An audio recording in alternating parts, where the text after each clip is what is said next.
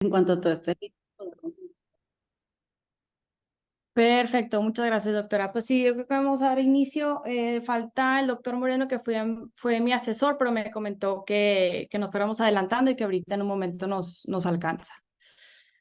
Bueno, buenas tardes a todos. Yo soy la doctora Valeria Cantú, residente de cuarto año de medicina interna. El día de hoy la sesión va a ser sobre la GINA 2023.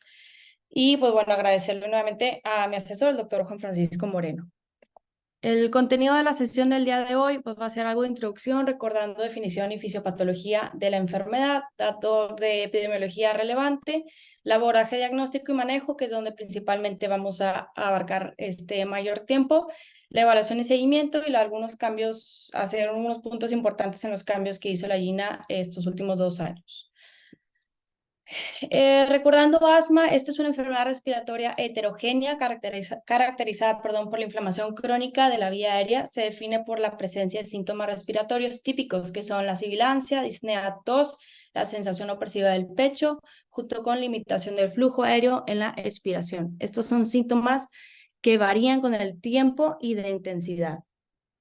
Dentro de los factores de riesgo que tenemos para el desarrollo de asma, hay que recordar los heredofamiliares o personales patológicos, tanto de todo el cuadro atópico, la rinitis alérgica, dermatitis atópica y conjuntivitis. Exposición a ciertos alérgenos que predisponen a la atopia, exposición ocupacional, infecciones virales, el consumo de tabaco, y aquí ya incluyen también el consumo de cigarrillos electrónicos, la obesidad, irritantes y síndrome de disfunción reactiva de la vía aérea, y el ejercicio de alta intensidad, que hacen énfasis en aquellos atletas de alto rendimiento.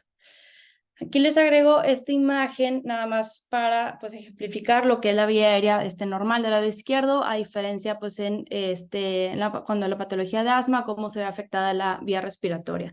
Recordando que principalmente hay constricción del músculo liso, presencia de secreción en la vía aérea, engrosamiento de la submucosa por todo el edema y la inflamación celular, el depósito de colágeno, que esto no va a afectar la relajación muscular, la disrupción del epitelio, proliferación vascular y neuronal.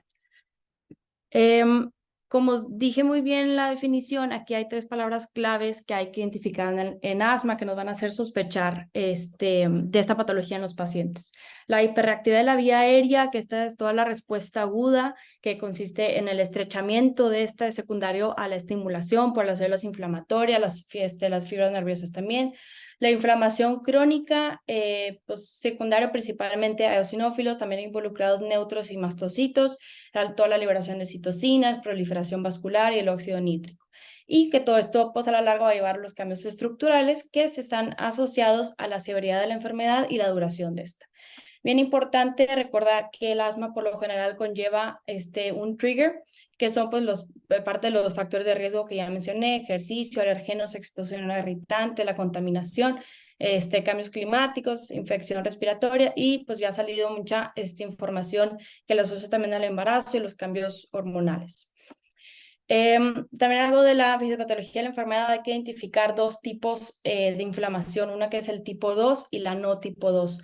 La más común es la tipo 2, es la respuesta inmune que involucra el sistema innato, el adaptativo. Cuando está esta exposición a alergenos, activa toda esta cascada inflamatoria. Quienes están principalmente involucrados son los linfocitos TS4, con la activación y liberación de interleucina 4, 5 y 13. Y esta respectivamente a la producción de IgE con activación de basófilos y mastocitos, la regulación de eosinófilos, liberación de óxido nítrico y la hipersecreción de moco. Y esto es importante porque, como vamos a ver más adelante en el tratamiento, pues todo el desarrollo de los biológicos más recientes están obviamente involucrados aquí. Y la inflamación no tipo 2, esta es más común en un asma severo. Entonces, en aquellos pacientes que son como resistentes al tratamiento, hay que siempre abordar o sospechar que puede ser una inflamación no tipo 2. Y esta, vaya, se ha encontrado, es una inflamación crónica inducida por micoplasma, y también involucra a la inflamación principalmente de neutrófilos. ¿Qué síntomas respiratorios vamos a encontrar en alguien con asma? Como ya sabemos, sibilancia, disnea, tos va a ser la clave, y también puede haber en ocasiones la opresión torácica. Estos síntomas siempre van, típicamente más de uno de estos en conjunto, siempre empeoran o típicamente empeoran por la noche, temprano por la mañana, y la clave nuevamente que varían durante el tiempo y en intensidad. A la exploración física, y esto es importante recordar que muchas veces en los pacientes con asma la exploración física va a ser normal. Puede haber algo de sibilancia expiratoria o el tórax silente, esto ya cuando hay una reducción severa del flujo aéreo, ya en casos muy graves. Identificar pues todo el cuadro también alérgico, sospechar con rinitis alérgica, los pólipos nasales. Y nada más aquí se hace mucho énfasis en que los crepitantes y las sibilancias inspiratorias no son hallazgos de asma. Algunos datos epidemiológicos relevantes. Esto obtenido de la GINA afecta del 1 al 18% de la población. Es la enfermedad crónica más común, afectando hasta 240 millones de personas a nivel mundial. Del 25 al 35% de los pacientes con diagnóstico de asma en una unidad de primer nivel no llevan a cabo el proceso del correcto diagnóstico, y esto pues influye mucho en el pronóstico de la enfermedad. Es un poco más común en hombres, 2-1, y del 5 al 20% de los casos nuevos de asma de inicio en edad adulta se atribuyen a exposición ocupacional, y ya también más reciente pues por toda la contaminación. Algunos datos de México que busqué fue que del 8.5 millones de mexicanos viven con asma, esto según cifras del Instituto Nacional de Enfermedades Respiratorias, esto es del 2022. Y también importante que la INEGI ya ha reportado que la mala calidad de aire y la obesidad se consideran los principales factores de riesgo desencadenantes en nuestra población. Ahora, pues bueno, como todo, recordar que no siempre todo lo que pilla es asma, entonces hay que hay que buscar los diagnósticos diferenciales. Aquí, por supuesto, me voy a enfocar en adultos, no en pacientes pediátricos. Entonces, hacen aquí, ellos tienen una tabla, y voy a mencionar primero es que en cualquier grupo de edad debemos de sospechar tuberculosis en todos aquellos pacientes que tengan el cuadro sugestivo de, como lo vemos nosotros mucho aquí en Nuevo León. Por unos ejemplos, por ejemplo, el presentar disnea con estrido inspiratorio de que sospecha una obstrucción laringea, la tos con expectoración asociado a disnea de esfuerzo y el antecedente del consumo de tabaco en enfermedad pulmonar obstructiva crónica, esta tos productiva asociada a infecciones recurrentes, pensando en bronquiectasis, es una complicación. La disnea de esfuerzo, ortopnea, edema de miembros inferiores, ya mayor sospecha de algo relacionado cardíaco, como una falla cardíaca. Siempre tomar en cuenta que no es algo farmacológico. Un efecto adverso relativamente común de los YECAS es la tos medicamentosa. La disnea abrupta asociada a dolor torácico, tromboembolia pulmonar, y en aquellos que no responden constantemente a broncodilatadores, si sospechar alguna obstrucción de la vía aérea. Y aquí quise incluir estos llamados síndromes asma plus, que son aquellos pacientes que por lo general ya tienen el diagnóstico confirmado del asma, o es en aquellos que llegan, o sea, no estaban abordados previamente, pero traen otros síndromes que pues nos hacen integrar este diagnóstico. Pues nuevamente la atopia en aquellos que presentan rinitis alérgica y dermatitis atópica. El síndrome de Samter es el síndrome que en paciente con asma, la hipersensibilidad hacia la aspirina, y que tenemos algo de hipertrofia de los pólipos nasales. Hipersensibilidad a Aspergillus, lo podemos sospechar en un paciente con asma, un infiltrado pulmonar que se caracteriza por bronquiectasias centrales, y la hipersensibilidad a Aspergillus, aunque raro este síndrome, pero se puede presentar, y lo confirmaríamos con IgG e IgE para Aspergillus.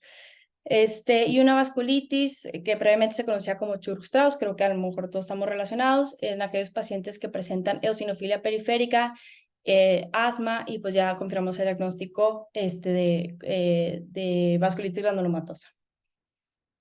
Bueno, entonces ya para hablar del abordaje diagnóstico, como mencioné al principio, siempre tenemos que empezar a sospechar en aquel paciente que va a presentar esos síntomas variables, en que tenemos algo de sospecha de la exploración física, aunque aquí ojo que recordar que puede ser normal, y importante en los que tienen los factores de riesgo para el desarrollo de esta enfermedad.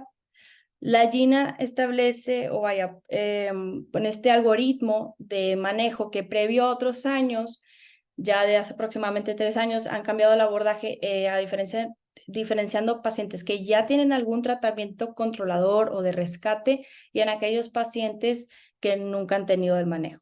Entonces, ya avanzando, sí ven mi pulsor, creo, ¿verdad? Ya avanzando, cuando sospechamos de la clínica, historia clínica, y diferenciamos a aquel paciente que no está con un tratamiento, vamos a realizar una espirometría, y la prueba de reversibilidad. Si sale positiva, confirmamos el diagnóstico y empezamos el manejo. Por otro lado, si no fuera esto suficiente para confirmar el diagnóstico, hay otras pruebas alternativas, ahorita vamos a ver todo esto detalle, para confirmar el diagnóstico o por el contrario rechazarlo y tomar en cuenta algunos diferenciales. Todo esto nada más recordando, siempre y cuando el paciente venga estable, o sea, si el paciente viene en una crisis asmática, el manejo y el abordaje es completamente diferente. Bueno, entonces, recordando aquí que nos vamos a tener un poco en las pruebas de funcionamiento pulmonar, específicamente en asma, la espirometría esta se debe llevar a cabo siempre por una persona entrenada para realizarlo, que el equipo esté correctamente y regularmente calibrado. Unos términos con los que tenemos que estar familiarizados: el volumen expiratorio forzado en el primer segundo, en asma está disminuido, la relación de este con la capacidad vital formada. Una relación disminuida nos habla de limitación del flujo aéreo, usa un patrón obstructivo, que es lo que esperamos en asma. El volumen residual tiende a estar aumentado, así como la capacidad vital, la capacidad pulmonar total, perdón, está típicamente normal o aumentada. Y el término de variabilidad, que hace referencia a la mejoría o el empeoramiento de los síntomas y de la función pulmonar. Entonces, una variabilidad excesiva es un componente esencial en el funcionamiento pulmonar para diagnosticar asma.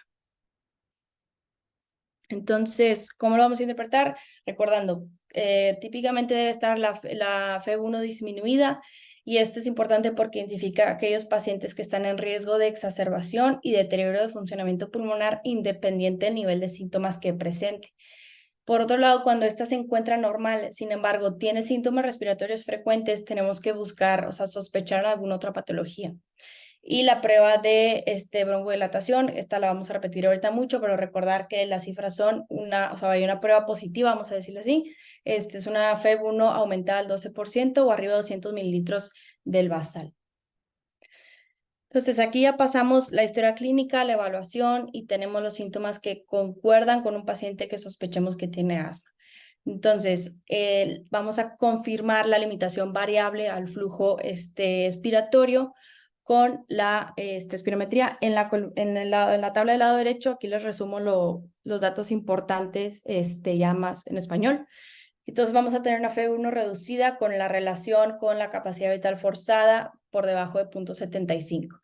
Y ya teniendo esto, ahora tenemos que documentar la variabilidad excesiva, que la prueba más común es la de reversibilidad, que es con el broncodilatador. Lo que se hace es que se aplican de 200 a 400 microgramos de salbutamol y 10 a 15 minutos después se evalúa la respuesta. Debe haber un aumento de la FEV1 arriba del 12% o arriba de 200 mililitros del basal. Aquí sí hacen, especifican que si es arriba de 15 de 400 mililitros, tiene mayor confianza el valor.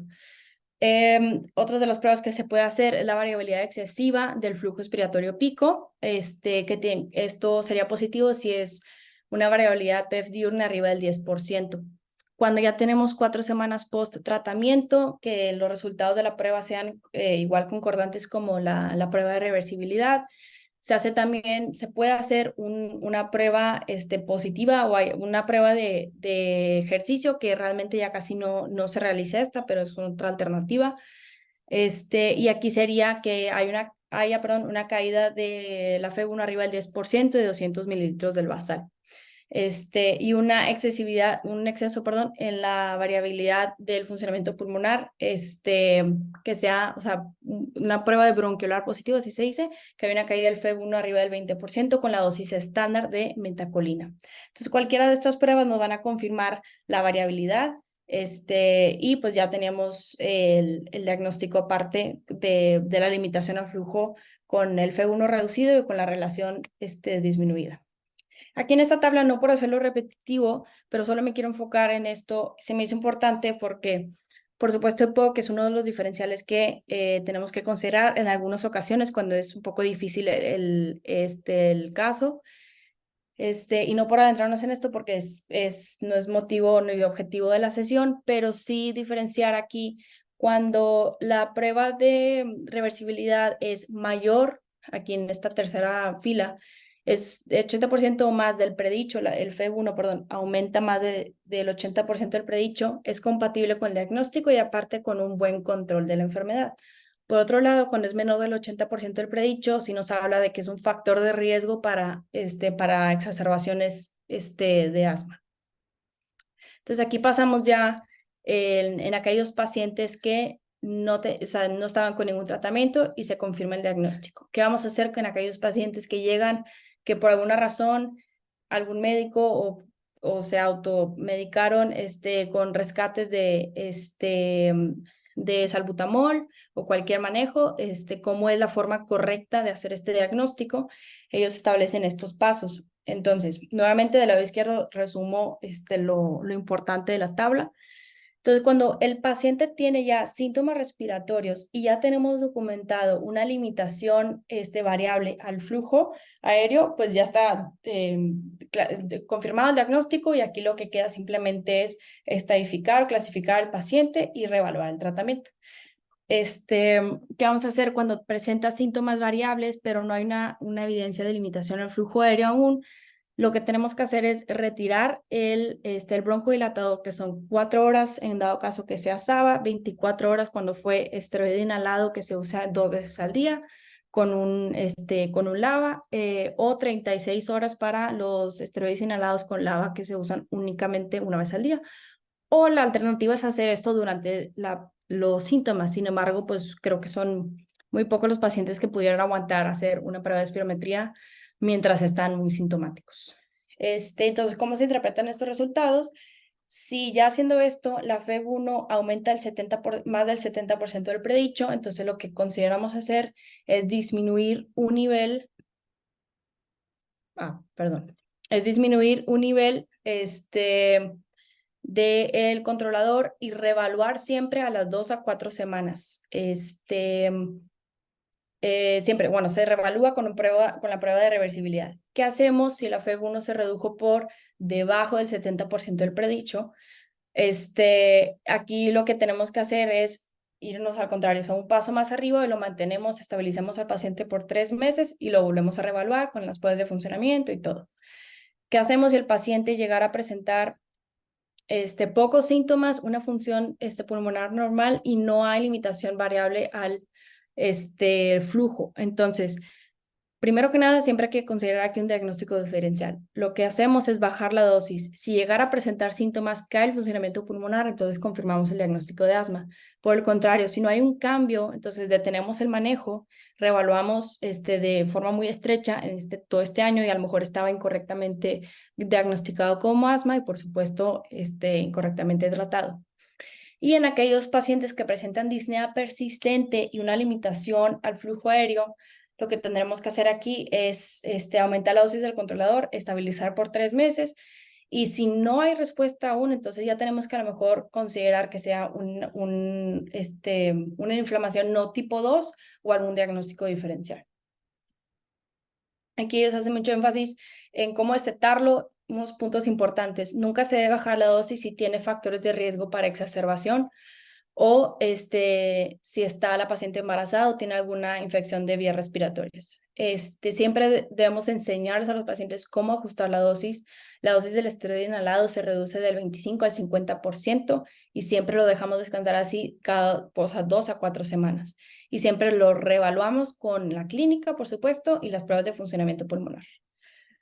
Y ya, nuevamente un poco repetido al previo, si empeoran los síntomas, se confirma el diagnóstico y ya nada más lo estadificamos y clasificamos y empezamos el manejo como debe, o sea, de acuerdo al paso en el que vaya, o se toma, o sea, se considera un diagnóstico diferencial. Entonces, ahora sí ya vamos a hablar del manejo. La GINA establece estos objetivos del manejo. Primero, reducir la frecuencia de los síntomas a menos de 2 por semana, reducir la frecuencia de síntomas nocturnos a menos de 2 por mes. El uso del aliviador que sea de menos de 2 veces por semana, no incluyendo las veces que se utilice para hacer previos al ejercicio. Que no se presente más de una exacerbación al año, optimizar por supuesto el funcionamiento pulmonar, que el paciente puede llevar su vida diaria normal, control del cuidado del asma y de los medicamentos, porque hay ciertos efectos adversos que se pueden presentar, por estos. Y bueno, por supuesto, minimizar el riesgo de muerte relacionado a asma. Entonces, ¿qué tratamiento tenemos? Lo vamos a dividir en el medicamento de control y el de rescate. De control, el fármaco está basado en los esteroides inhalados, que tenemos fluticasona, budesonida, beclometasona y mometasona. Y los agonistas de larga acción, ¿no? Que en el metro, o sea, por lo general lo que tenemos es fluticasona con salmeterol. En algunas ocasiones he visto budesonida, pero no es muy común. Y el objetivo o la función de este medicamento de control es disminuir la inflamación de la vía aérea, controlar los síntomas y reducir el riesgo de exacerbación. Por otro lado, el medicamento de rescate pues, va a ser el esteroide inhalado con formoterol o va a ser los de corta acción, o sea, los SABA. En esto se indica a todos los pacientes para cuando requieran por presencia de exacerbación y lo que va a hacer es también pues, prevenir la broncoconstricción inducida por el ejercicio a corto plazo. Y nuevamente, nada más hacer énfasis en que se debe documentar antes de empezar el tratamiento el diagnóstico de forma correcta, clasificar, identificar qué factores de riesgo tiene el paciente, porque hay factores de riesgo que son modificables, la comunicación efectiva con el paciente, asegurarse que entendió todo correctamente y ya debe tener una cita programada de seguimiento. Aquí en esta tabla les dejo las dosis de los diferentes esteroides inhalados. No se las voy a leer todo, pero para que tengan la presentación a la mano y lo puedan accesar. Bueno, entonces, del manejo de exacerbaciones aquí, previo a pasar al esquema que creo que yo creo que todos conocemos, de los diferentes steps, sí, ya las guías desde hace como 3, 4 años ya hacen estos énfasis en la diferenciación entre el track 1 y track 2. Lo que se refiere como track 1 es la estrategia de elección de rescate, que es el esteroide inhalado con formoterol. Y la estrategia alternativa es el SABA. Entonces, este es menos efectivo. ¿Por qué lo dijeron como alternativa? Porque es menos efectivo para reducir exacerbaciones. ¿Cuándo lo tendremos que considerar? Si el paciente tiene una buena adherencia a su manejo de control y no ha tenido exacerbaciones en un año. O también que tenga una buena adherencia a su control diario, porque si no, vamos a poner en riesgo al paciente de que su tratamiento de base sea únicamente SABA y eso le va a condicionar, o sea, va a ir en declive su funcionamiento pulmonar. Entonces, desde el 2019, la GINA recomendó no utilizar SABA como la única medida de manejo. Se vio que hay menor efecto broncodilatador, la respuesta alérgica estuvo aumentada, un aumento de presencia de eosinófilos, un ciclo vicioso de sobreuso, lo cual conlleva a una exacerbación y mortalidad. Entonces aquí mucho cuidado, más en sector salud. Por ejemplo, yo también me enfrenté mucho con eso ahora en el servicio. Educar al paciente que empezara el manejo para asma con SABA únicamente condiciona que lleven un mal manejo primario y pues definitivamente no es la mejor opción. Y esto lo cambiaron, digo, identificando que había una opción más segura y efectiva, que fue el esteroide inhalado con formoterol. El riesgo aquí de exacerbaciones fue reducido un 64% en los diferentes metaanálisis que se analizan en la guía de la GINA.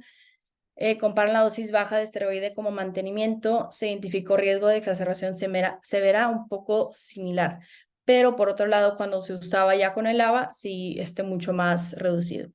En general, comparado solo el esteroide inhalado con el SABA, hubo una reducción del 55% de las exacerbaciones severas, un riesgo similar, nuevamente, si solo usábamos el esteroide inhalado con SABA. En cuanto a las visitas de emergencias y hospitalización, reportan que hubo un 65% menos que con solo uso de SABA y un 37% menos que con uso de esteroide solo diario. Otros cambios, medicamentos en esta guía, y antes de pasar aquí a los pasos, fue el uso de los antagonistas muscarínicos. No debe usarse como monoterapia sin el esteroide inhalado porque hay aumento de riesgo de exacerbación severa. Entonces, siempre se debe agregar el LAMA como manejo de triple terapia al esteroide inhalado con LABA. Esto se ha asociado a mejoría en el funcionamiento pulmonar, sí en una reducción generalizada moderada en exacerbaciones, pero no hay beneficio clínico en la sintomatología o en la calidad de vida. Y en esta tabla de Forest Plot, pues sí vemos que prácticamente casi todos los estudios reportan que favorecen la triple terapia.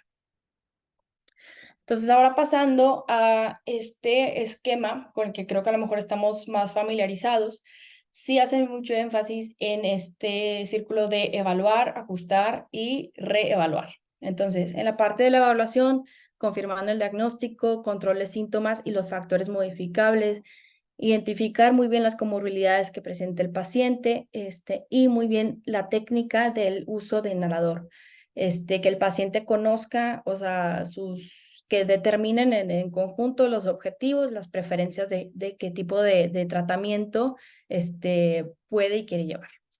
El ajuste, siempre que se vaya a hacer un ajuste de tratamiento, hay que identificar muy bien, otra vez, o sea, los factores de riesgo modificables, comorbilidades, estrategias no farmacológicas, asegurarnos que el paciente esté haciendo, o sea, esté usando una técnica adecuada de su tratamiento. Y al momento de reevaluar, o sea, simplemente ver siempre síntomas, exacerbaciones, efectos adversos, funcionamiento pulmonar y la satisfacción del paciente. Entonces, aquí nos vamos a concentrar en lo que es el track 1. El track 1 dijimos que nuestro medicamento de rescate va a ser el esteroide inhalado baja dosis con formoterol.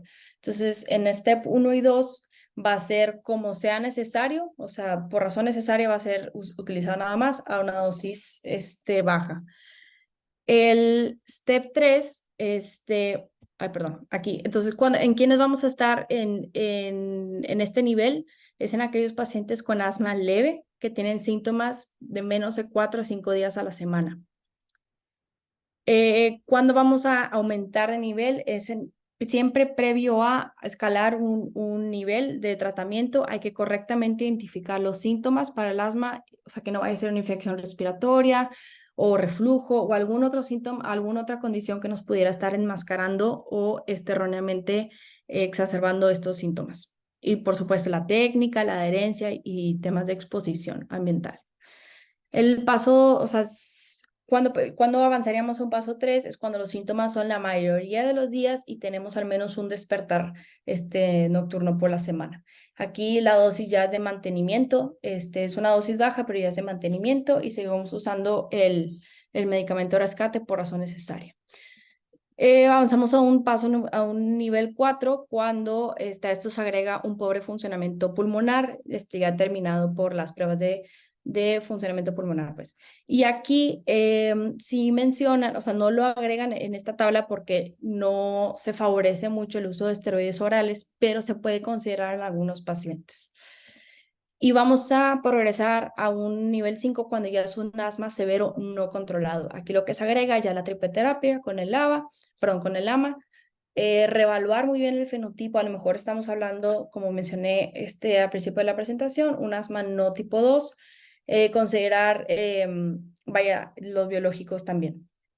Entonces, antes de progresar más a la clasificación, quiero tenerme aquí tantito en el manejo del asma severo sobre estos biológicos. Dentro de lo que, o sea, tenemos los antiinterleucina, los receptores de interleucina 4, lo vamos a usar en un asma tipo 2 o el asma severo eosinofílico, o dentro de de los más nuevos es el anti-TSLP, que es el Anti-Thymic Stromal Lymphopoietin, que tiene mayor beneficio en los que tienen más eosinófilos periféricos y un feno más elevado. Entonces, son los medicamentos ya aprobados y que ya tienen sus indicaciones precisas. Como podemos ver, todos son en asma severo, y algunos, como estos dos, sí se caracterizan por más eosinofilia periférica. Bueno, entonces, perdón, esto se repitió. ¿Cuándo vamos a desescalar un nivel? Siempre y cuando encontremos la dosis mínima efectiva y esto de forma gradual. Debemos de mantener al paciente en un buen control por al menos 2 a 3 meses. Se reevalúa con la clínica ciertos cuestionarios que ahorita vamos a revisar. Y si se mantiene bien por 2 a 3 meses, podemos ir desescalando hasta llegar pues a la dosis mínima efectiva.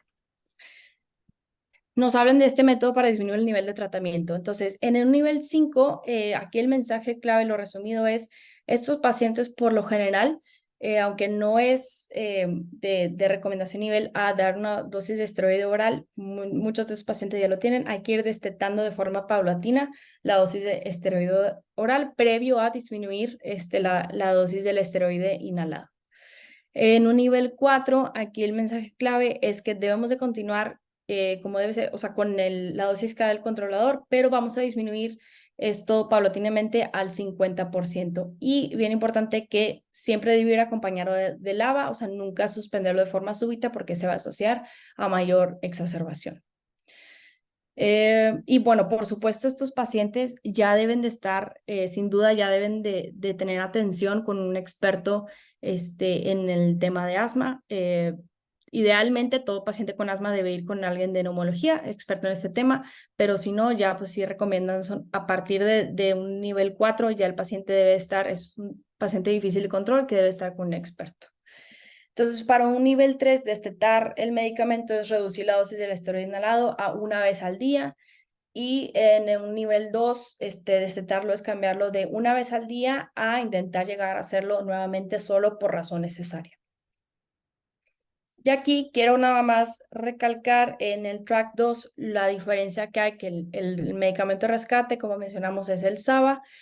En un nivel 1 se va a usar, se recomienda usar siempre que necesite el paciente utilizar su rescate con SABA, darle el esteroide inhalado dosis baja. Y ya avanzar a un nivel 2 cuando, cuando igual, o sea, ya es un asma, ya no es un asma leve, sino es un asma moderado, una dosis de mantenimiento baja del esteroide inhalado y vamos a ir progresando la dosis hasta que en un nivel 4 y 5 el manejo es exactamente igual al track 1. Ahora, hablando sobre las intervenciones no farmacológicas, en los pacientes, aquellos pacientes que fumen de forma activa, se recomienda dejar de fumar, incluyendo también cigarros electrónicos. La actividad física, siempre recordar que deben usar ellos su rescate previo a hacer la actividad para evitar ahí la broncoconstricción. Evitar la exposición ocupacional dentro de lo posible, una dieta saludable y balanceada, que pues es un tema muy amplio, pero a grandes rasgos que tenga una dieta saludable y balanceada. Evitar alergenos dentro y fuera de casa, mucho, o sea, pues aquí cuidado con la exposición a la contaminación, que pues por supuesto es difícil. La disminución de peso en caso de vivir con obesidad por el factor de riesgo y el manejo de estrés asociado a la enfermedad. Y esto principalmente podemos ayudar enseñándoles a los pacientes sobre la técnica adecuada y cómo de ellos deben de llevar el tratamiento. Bueno, aquí también resaltan mucho las estrategias para uso del inhalador adecuado. Hay muchas opciones de los inhaladores, aquí vamos a ver algunas de las más comunes, pero siempre es demostrar al paciente las diferentes opciones que tiene, a las que por supuesto, o sea, que tenga acceso, asegurarnos que el paciente tenga acceso de forma crónica a estas opciones. Y pues enfocar mucho en la técnica que el paciente, o sea, enseñarle nosotros primero la técnica y luego observar al paciente durante la consulta. Reevaluar siempre la técnica en cada consulta, identificar ahí a cualquier error. Digo, esto es un poco repetitivo, pero simplemente es, o sea, que cualquier persona, o sea, personal de salud, si el paciente llega por una crisis asmática o porque tiene dudas sobre su tratamiento y llega a urgencias, no llega contigo, asegurarnos pues que todas las personas estén entrenadas en enseñar cómo usar correctamente los inhaladores y confirmar que lo está haciendo correcto y que entiende el manejo. Aquí les voy a dejar estas imágenes y en este link que les dejé abajo hay videos, digo, para que lo puedan aplicar con sus pacientes en el hospital, porque luego muchas veces damos por hecho que ya entienden, o incluso también explicarlo al personal de enfermería, porque son quienes normalmente administran los medicamentos, o ahora pues que están a los familiares, entonces la técnica correcta. Este es el inhalador convencional, pero pues también tenemos el espaciador y el AccuHailer, que pues también es otra de las opciones. Ahora, hay un apartado en la GINA que incluye el manejo de asma en países de clase media y baja. Aquí establecen que el 96% de las muertes por asma ocurren en países en esta población. Hay múltiples barreras que se han identificado, como la falta de acceso a medicamentos, que sea prioridad al manejo en agudo, no el manejo crónico y mantenido en los sistemas de salud. La GINA siempre recomienda, como ya mencioné, el track 1. Si este no está disponible, pues usamos el track 2, pero hacer énfasis en antes, o sea, evitar a toda costa lo que se pueda los esteroides orales, y siempre que se vaya a usar el SABA como rescate, que se use el esteroide acompañado del esteroide inhalado. Aquí encontré esta imagen donde son los diferentes inhaladores que tenemos disponibles en México. Como quiera, ahorita pues el doctor Moreno nos podrá apoyar un poco más con esta sección, pero bueno, se los dejo también para que lo tengan a la mano. Ahora, entonces vamos a hablar de la evaluación y el seguimiento. Ya tenemos al paciente correctamente diagnosticado, empezamos el manejo, cómo vamos a clasificar el asma según su severidad. Se evalúa en forma retrospectiva desde el requerimiento del tratamiento para controlar la enfermedad. Puede ser evaluado únicamente cuando el tratamiento ha sido optimizado y ya se encuentra la enfermedad en control. O sea, por eso siempre es 2 a 3 meses que ya esté bajo el tratamiento controlador. Entonces, se clasifica como un asma severo cuando se mantiene sin control a pesar de que está en tratamiento óptimo, que ya es con una alta dosis de esteroide inhalado, con un LABA. Es importante que lo distinguimos o lo diferenciamos del asma de difícil control, porque en el asma de difícil control encontramos problemas de pobre adherencia, el uso incorrecto del inhalador, un diagnóstico incorrecto o múltiples comorbilidades que están empeorando la misma patología. Y recordar que estos pacientes ya se van a beneficiar muy probablemente de un biológico. En cuanto a un asma moderado, aquí lo vamos a clasificar cuando está bien controlado dentro de un step 3 o un 4, y por lo general estamos hablando de una dosis media o baja del esteroide inhalado. Y el asma leve es cuando está bien controlado, si la enfermedad está en una dosis baja de esteroide inhalado o más bien como se usa PRN, el esteroide inhalado con el formoterol. Es importante aquí, si hacen la distinción de que no hay una adecuada interpretación del término de asma leve, se asume que significa que no hay un riesgo y que no requiere tratamiento en control.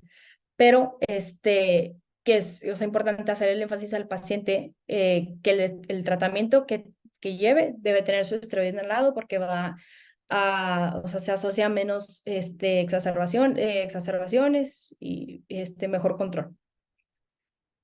Entonces, ¿cómo vamos a evaluar al paciente? Vamos a evaluarlo por secciones. Primeramente, el control de síntomas, la frecuencia de los síntomas, tanto diurnos como nocturnos, los despertares que tengan nocturnos, la limitación a la actividad diaria y la frecuencia del uso del rescate. Hay diferentes cuestionarios. Uno es el Asthma Control Test, que entre mayor sea el puntaje es mejor. Y el Asthma Control Questionnaire, que va del 0 a 6, entre más alto el puntaje es peor. Entonces aquí hacemos en el interrogatorio, la evaluación de la consulta del paciente, tomamos en cuenta estas preguntas que son las que mencioné ahorita y lo clasificamos como controlado, parcialmente controlado o no controlado. También tenemos que evaluar el riesgo de las futuras exacerbaciones. ¿Quiénes están en riesgo de una futura exacerbación? Si el paciente tiene antecedente de una o más exacerbaciones en el último año, problemas socioeconómicos, pobre adherencia al manejo, técnica incorrecta, una FEV1 disminuida, está específicamente abajo del 60% del predicho, el consumo de cigarros y eosinofilia periférica. ¿Cómo lo vamos a determinar? Con pruebas de funcionamiento pulmonar. Estas se deben de hacer de 3 a 6 meses posterior al inicio del tratamiento y así de forma sucesiva.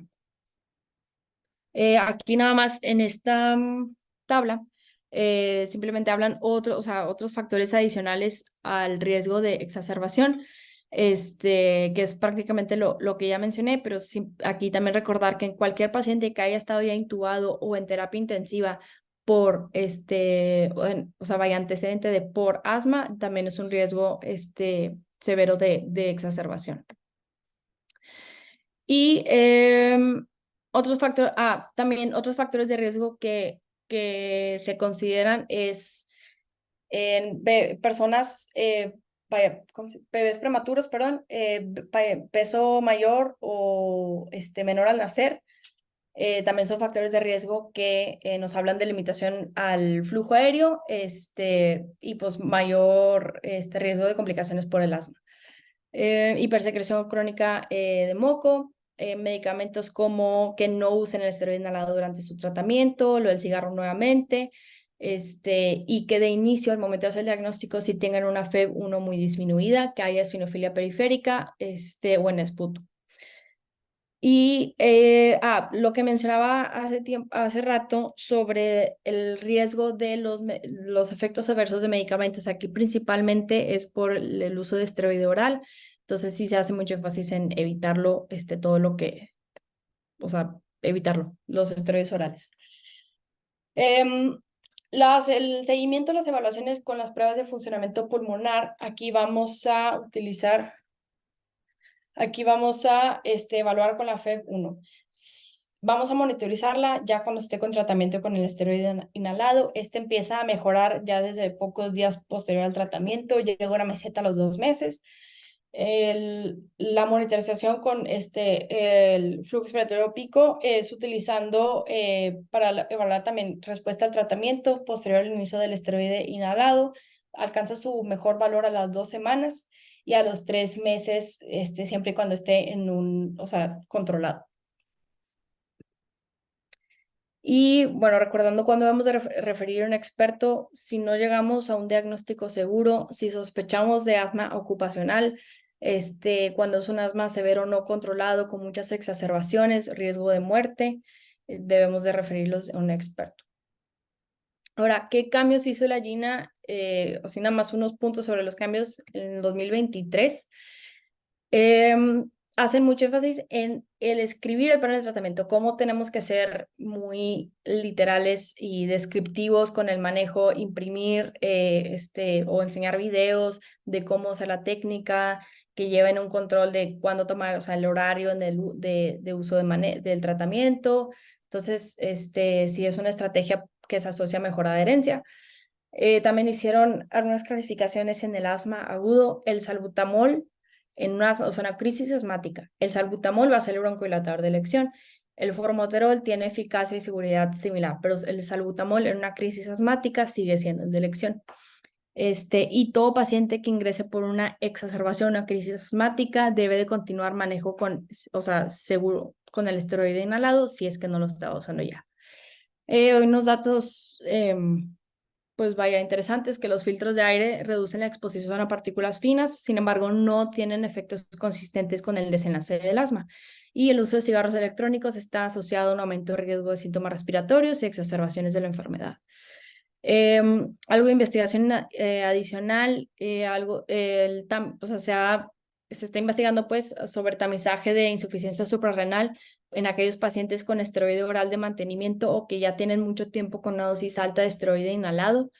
Siempre que tengamos eosinofilia periférica arriba de 300 hay que buscar un diagnóstico diferencial y sospechar en el Churg-Strauss, en la vasculitis EGPA, cuando es una hiperosinofilia arriba de 1500. Evaluar el fenotipo inflamatorio, como mencioné, esto sí nos va a hablar del tipo de asma que sí responden a tratamiento. Los pacientes que no tienen inflamación tipo 2 en estudios repetidos, tienen diferentes opciones terapéuticas como es el LAMA, una dosis baja de acitromicina. Sin embargo, no tiene mucha recomendación aún. Y pues los biológicos que mencioné, el receptor interleucina 4 y el TSLP. Y último recurso, el esteroide oral. Respecto a COVID, lo que mencionan estos guías de los últimos 2 años es que las personas con asma no parecen tener mayor riesgo de adquirir COVID-19. Las personas con asma leve, moderado, controlado, no parecen tampoco tener mayor riesgo de COVID-19 severo. Las personas con asma bien controlado tampoco parecen tener mayor riesgo de muerte relacionada a COVID. El uso de esteroide oral para control de su enfermedad sí parece tener mayor riesgo de muerte relacionado a COVID. Es importante continuar un adecuado manejo del asma, si se presentara la enfermedad, y estrategias pues, para mantener buen control de síntomas, reducir este riesgo de exacerbaciones. Y, nuevamente, deben de continuar su tratamiento para el asma, incluyendo el esteroide inhalado, biológicos, no modificar el tratamiento de esto. Y Digo, realmente tengo más, pero es una presentación muy larga. Por el momento creo que es todo lo importante de esta guía que se pueden llevar para la aplicación, pues ahí en el hospital. No sé si alguien tenga alguna duda o comentario.